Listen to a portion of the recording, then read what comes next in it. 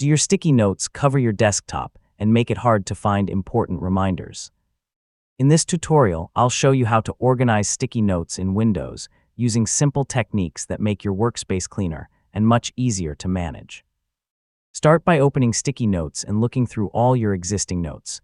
Remove outdated reminders, update unfinished tasks, and decide which notes you actually need to keep. Organizing is much easier when you begin with a clean list. Next, place related notes near each other on your desktop.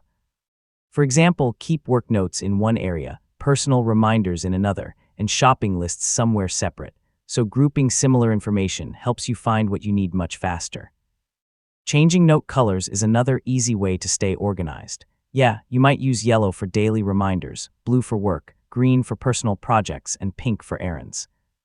Pick a color system that's easy for you to remember. Resize larger notes if they take up too much space, and make important notes slightly bigger so they're easier to notice.